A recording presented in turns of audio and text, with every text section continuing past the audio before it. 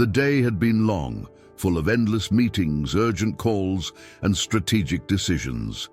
Elena Moore, head of the FBI in her district, finally felt a small sense of relief as she left her office.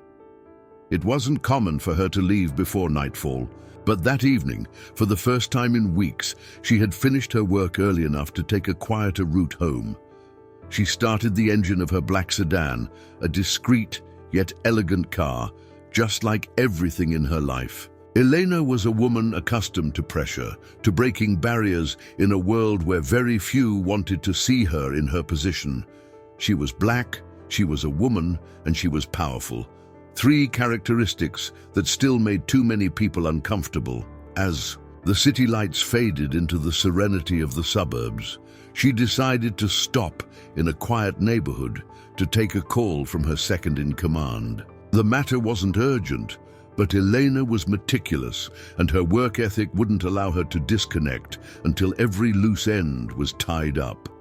She parked next to a dimly lit street lamp, unaware that this simple action would trigger a chain of events that would change everything. A few blocks away, Officer Jason Hunt was parked in his patrol car. He was a man with a hardened gaze and a history of incidents in neighborhoods like this, especially with people who, in his perception, didn't belong there. He spotted Eleanor's car and didn't need more to make an assumption.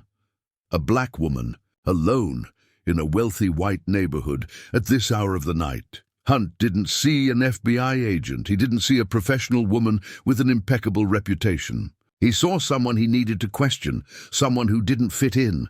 He turned on his patrol lights and slowly approached. Elena, still on her call, saw the red and blue reflection in her rearview mirror and felt a tightness in her chest. She knew what was going to happen before the officer even spoke. She ended the call, took a deep breath and waited. Hunt stepped out of his patrol car, flashlight in hand, his face set in an expression of arrogant authority. He tapped his knuckles against her window, and Elena rolled it down halfway. "License and registration," he ordered without so much as a greeting. Elena arched an eyebrow. "Good evening, officer. May I ask the reason for the stop?" Hunt didn't answer immediately. His flashlight swept over the car's interior, searching for something, anything, that could justify his attitude. "You're parked in a no-parking zone," he lied with ease. Elena glanced at the sign a few feet away. It clearly stated that parking was allowed. Her jaw tightened. She knew that arguing with a cop in a situation like this could lead to unpleasant consequences, but she also knew that complying meant accepting an abuse of power. Slowly, she reached into the glove compartment, retrieved her documents, and handed them over, calmly. Hunt barely glanced at them before slamming the folder shut. "What are you doing in this area?" His tone made it clear. He didn't believe she had a right to be there. She met his gaze firmly. "I stopped to take a work call before heading home." "Is that a crime?" Hunt smirked. "Seems suspicious to me." He leaned closer to her window, reducing the space between them. "Step out of the vehicle." Elena felt her heart pounding. She knew she didn't have to step out. She knew she could demand a valid reason. But she also knew that refusing could provoke a dangerous reaction. Taking a deep breath, she opened the door and stepped out, her posture as impeccable as ever, exuding the authority of someone used to being the most powerful person in the room. But this time, Hunt had the badge and the gun, and he was determined to prove that meant more than anything else. "Hands where I can see them," he ordered. His hand resting near his holster, Elena slowly raised her hands, feeling the anger burning in her chest. She knew this wasn't the first time Hunt had done this, but she would make sure it was the last. Night was completely silent, except for the distant hum of traffic and the flickering buzz of a street lamp overhead. Elena Moore, still with her hands raised, felt the surge of adrenaline mix with her simmering fury. She knew this wasn't just a routine check. It was an abuse of power, plain and simple. Officer Jason Hunt watched her with a barely concealed smirk. He wasn't expecting resistance. He wasn't expecting her to know exactly what was happening. "What's in the trunk?" he asked, his tone challenging. Elena, her patience well practiced, raised an eyebrow. "Work files, FBI documents." Hunt froze for a moment. "FBI?" he repeated, as if the idea that the woman he had chosen to harass could hold an important position was inconceivable. Elena seized the pause to take control of the conversation. "Yes, Elena Moore, head of the FBI in this district, and you, Officer Hunt, have just made a very big mistake." The color drained slightly from Hunt's face. His eyes flickered with doubt for an instant, but ego is a dangerous poison, and his wasn't about to let him back down so easily. "Do you have identification to prove that?" he grumbled. Eleanor moved her hand slowly toward the inside pocket of her blazer and pulled out her FBI badge, presenting it calmly. Hunt grabbed it, examining it under his flashlight. His lips pressed together. He was caught. But instead of admitting his mistake, he doubled down. "I don't care if you work for the FBI. Out here in my patrol car, I'm still the law." Elena's anger hardened into pure steel in her spine. She had dealt with many men like him before, men who mistook their badge for impunity, men who believed their authority was above justice. But Jason Hunt had no idea who he was up against. "I'm going to search your vehicle," he announced, as if he still had any control over the situation. Elena smirked, a sharp, knowing smile. "Not without a warrant." Hunt scoffed impatiently. He wasn't used to being challenged. "Got something to hide?" Elena stepped forward slightly, maintaining her composure. "I have rights, and what you're doing right now is an abuse of power." Hunt clenched his jaw. He looked around and noticed some house lights turning on. There were people watching, and worse, there were phones recording. Elena saw it too. "I think you've realized you're not alone in this," she said, her tone serene, but every word a precise, deliberate strike. "And I think your boss won't be very happy when he sees this on the news." A chill ran down Hunt's spine. The situation had flipped completely. "Give me my documents back," Elena demanded, extending her hand. For a moment, Hunt seemed to consider pushing forward with his plan. But self-preservation overpowered his ego. He shoved her papers back at her. "Get out of here." Elena took them calmly. She didn't need to argue further. She had already won. "Have a good night, officer." She got into her car, with the same elegance with which she had stepped out, started the engine and drove away smoothly, leaving Jason Hunt standing in the middle of the street, his face burning with shame and rage.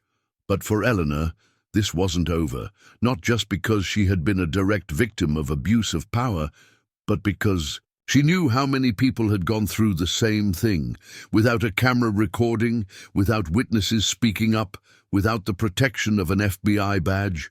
As she drove home, her mind was already working on the next steps.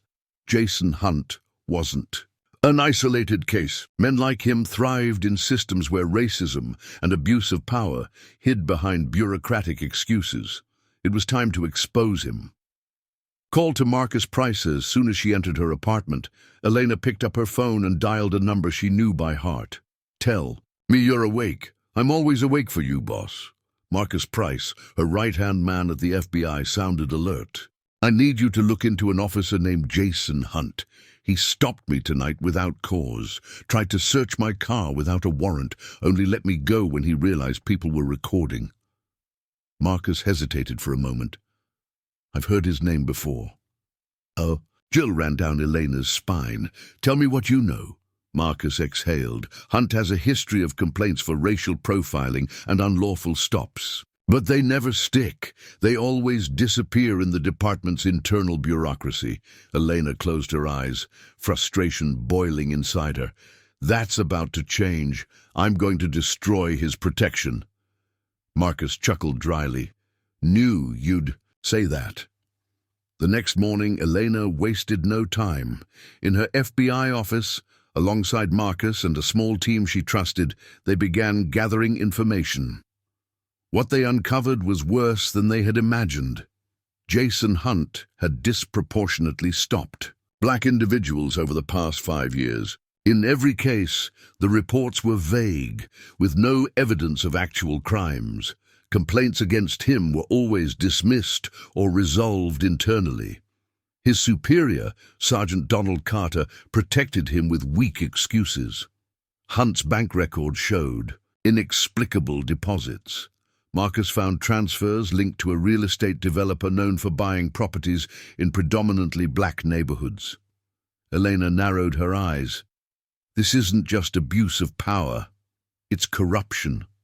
Jason Hunt wasn't stopping black people just for the sake of it. He was doing it to harass and push them out of their neighborhoods, making it easier for real estate speculators to do their work. This was bigger than she had imagined. Elena took a deep breath. Marcus, we need undeniable proof. I'm already on it, Marcus smirked. We're going to set a trap. Elena knew they couldn't simply file a complaint against Hunt without solid evidence. The files they had gathered showed a pattern of abuse, but the corruption protecting him within the police department meant that any formal complaint would simply disappear. That's why they needed to lure him into a situation where he would expose himself. We need a witness, Marcus said, placing a report on the table. Someone who has been a victim of Hunt and is willing to work with us. Elena nodded, reviewing the list of people who had filed complaints against him. Most refused to talk, out of fear, until they found Tyrone Grant, a delivery driver who had been stopped and harassed by Hunt multiple times. When Elena called him, Tyrone was hesitant at first. Look, Agent Moore, I don't want any trouble. I understand, Elena responded calmly. But if we do nothing, this will keep happening. Hunt will continue abusing his power and destroying lives. Silence. Then Tyrone let out a heavy sigh. What's the plan? The trap was simple. Tyrone would drive his truck through an area where Hunt frequently patrolled. They knew Hunt had a habit of stopping black drivers for no reason, especially in wealthy neighborhoods. Elena and Marcus would monitor everything from an undercover van, with cameras and microphones ready to capture the encounter. The goal was for Hunt to repeat his usual pattern, unjustified stop illegal search intimidation. If they managed to catch him in the act, there would be no way for him to escape. Tyrone was driving down the avenue when the red and blue lights appeared in his rear-view mirror. Here we go, Marcus murmured inside the surveillance van. Through the hidden cameras, they watched Hunt step out of his patrol car, flashlight in hand, assuming his usual aggressive demeanor. Step out of the vehicle. Tyrone raised his hands slowly. Officer, may I ask why I'm being stopped? Just do as I say. Hunt pulled him out of the truck and started searching it with no justification. Inside, the van Elena and Marcus recorded every second, but the most shocking moment came next. You know what? Hunt said, stepping closer to Tyrone with a smug smile. Guys like you always find trouble. Maybe I should find a reason to take you in. Marcus clenched his jaw. That bastard just said it out loud. Elena took a deep breath. They had him. She wasn't going to let the situation escalate further. She opened the van door and stepped out. Officer Hunt! Hunt turned abruptly, startled. What the hell? Elena walked toward him, holding up her FBI badge. It's over. Everything is recorded. The confusion on Hunt's face turned to fury. What are you doing here? The same thing. You are, except I'm following the law. Marcus approached with a pair of officers who had been waiting nearby. Officer Jason Hunt, you are under arrest for abuse of authority and unlawful detention. Hunt looked around, searching for support from the other officers at the scene, but no one moved. They knew there was no way to save him this time. The fallout officer Jason Hunt's arrest sent shockwaves through the police department and the media. The video of his illegal stop quickly leaked to the press, along with the evidence Elena and Marcus had gathered. The footage clearly showed how Hunt had abused his authority, using intimidation tactics and racial discrimination to harass innocent citizens. By the next day, the news was everywhere. Headlines in newspapers and TV reports exposed the case. While social media exploded with outrage, inside the police department, the atmosphere was tense. Some officers looked at Elena and Marcus with resentment, others with respect. They knew what they had done was right, but they also knew they were dismantling a deeply rooted system. Elena wasted no time. She knew Hunt wasn't the only one. He had received protection within the department, and the only way to clean up the system was to find his accomplices. The next step was analyzing the documents seized from Hunt's office. With the help of Rachel Lynn, the prosecutor on the case, they uncovered a financial trail linking him to a series of bribes from real estate developers. The files showed regular payments to certain officers, including their superiors, in exchange for unjustified evictions and targeted harassment of specific communities. These developers sought to push out low-income residents to replace them with luxury projects. Elena sifted through the documents with a mix of frustration and determination. This is bigger than we thought. It's not just a case of police abuse. It's large-scale corruption. Marcus nodded. We knew Hunt wasn't working alone. Now we have to follow the money. As they analyzed the data, they received an unexpected visitor. Lisa Grayson, an officer from the same department, requested a private meeting with Elena. I want to help, she said, her face conflicted. Elena studied her for a moment. She knew Grayson was one of the few officers who had shown hesitation during the raid on corrupt cops. Why now? She asked cautiously. Grayson lowered her gaze before answering. I knew what was happening, but I was scared. Hunt and his allies had too much power, and anyone who spoke against them ended up out of the department. But after seeing him arrested, I realized this can't be ignored anymore. Elena crossed her arms. If you really want to help, I need names. Grayson swallowed hard and nodded. Devons, our lieutenant, is deeply involved. There are other officers working with him, and the corruption reaches the top. They weren't just taking bribes from developers. They were also covering up crimes committed by privileged sectors of the city. Elena exchanged a look with Marcus. This was the confirmation they needed. With Grayson's information, they devised an undercover operation to take down the high-ranking officers. Using financial evidence and testimonies, they secured a warrant to tap key communications. For weeks, they tracked calls, emails, and private meetings between the involved officers and real estate developers. Finally, they discovered that Devons and other officers were planning a meeting with a business representative to discuss how to cover up the scandal after Hunt's fall. It was the perfect opportunity. Elena and her team organized a covert surveillance operation at the meeting site, placing microphones and cameras in the room. When the conspirators started discussing ways to destroy evidence and silence potential witnesses, Rachel Lynn gave the order. FBI agents stormed the room, arresting the corrupt officers and the developer's representative. The arrests shook the city. With Devons and his corruption network dismantled, investigations expanded, leading to more officers being suspended or fired. The police department had to be restructured from the ground up, with new transparency policies and community oversight. Rachel Lynn took the case to trial, ensuring that those responsible faced justice. The media continued covering the story, showing how Elena and her team had dismantled a corruption ring that had operated for years. In the community, people began to feel safer. Those who had been illegally displaced found support in local organizations, which, with the help of the FBI and the prosecution, worked to ensure that the perpetrators paid for their crimes. Months later, Elena stood before a room full of citizens at a community meeting. Her team had been invited to speak about the importance of accountability and the fight against corruption. This isn't just about bad cops or corrupt businessmen, she said, scanning the audience. It's about a system that has allowed these abuses for far too long. And it's our responsibility to make sure it never happens again. Applause filled the room. Marcus, standing beside her, smiled. "Do you think this will really change anything in the long run?" he asked quietly. Elena nodded, determination in her eyes. "It already has, and if we keep pushing, it'll change even more." As she walked out of the room, she took a deep breath.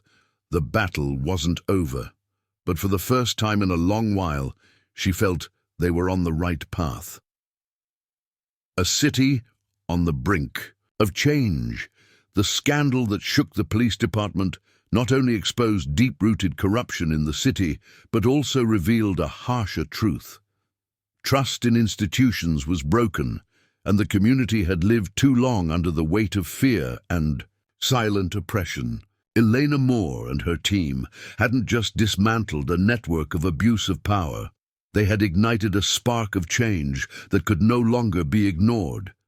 But she knew real change wasn't achieved just by taking down a few guilty individuals. The real challenge was just beginning, rebuilding, restoring, and ensuring that the system worked for everyone without exceptions. The weeks following the convictions of the corrupt officers and the involved businessmen were chaotic. The city was divided. Some celebrated that justice had finally been served, while others, more skeptical, feared it was just a facade, just another case that would eventually fade into oblivion. But Elena didn't leave room for doubt. Her team worked tirelessly to implement new oversight measures within the police department. A special internal supervision unit was created, cameras were installed in all patrol cars, and an anonymous complaint system was established for any citizen who felt victimized by abuse of power. But the most important development was the creation of a citizen committee made up of community leaders, lawyers, activists, and police representatives. This entity would have the authority to review cases of misconduct, ensuring that no other Jason Hunt could operate with impunity again. The community takes action. 1 month after the trial concluded, a community meeting was held at the city's civic center. The hall was packed with residents, journalists, and local officials. Some faces were familiar: families that had been displaced, citizens who had been harassed by the police, young people who now felt they had a safer future in the city. Elena stood on stage, feeling the weight of every gaze upon her. "I know many of you are afraid," she began. "I know some of you think this is just another media case that will be forgotten over time, but I want you to look around." She paused, watching as people exchanged glances. "We are here together. Not because we've found all the answers, but because we've decided that injustice cannot be the norm. Because we refuse to live in a city where fearing the police is considered normal." A murmur spread through the room. Change doesn't just come from the government or federal agencies. It comes from you, from us. This citizen committee we've formed isn't an empty promise. It's a real commitment to ensuring that power is not used to oppress, but to protect. Hands began to rise, questions, concerns, proposals. The community, once silent for fear of retaliation, now spoke with strength. For the first time in years, the city felt like its voice mattered. A letter that changed everything. Days later, Elena received an anonymous letter at her office. It was from a young man who had been unjustly detained by Hunt months earlier. "I never thought anyone would fight for people like me. I don't have the power that you do. But I want you to know that you've given me hope again. Thank you." Elena held the letter in her hands for a long time. Not every day could the impact of a fight be measured, but in that moment, she knew that every sacrifice, every bit of tension, and every risk had been worth it. Corruption wouldn't disappear. Overnight, there would always be those who tried to abuse their power. But as long as there were people willing to stand up to them, as long as the community stood firm, the system would never operate with impunity again. The city had changed. And though the road ahead was long, for the first time in a long while, justice didn't seem like an unreachable illusion. If this story inspired you, leave a like to support the channel and subscribe for more content like this. Don't forget to turn on notifications so you don't miss the next chapters. And tell us where you're watching from. We love knowing the different parts of the world our channel reaches.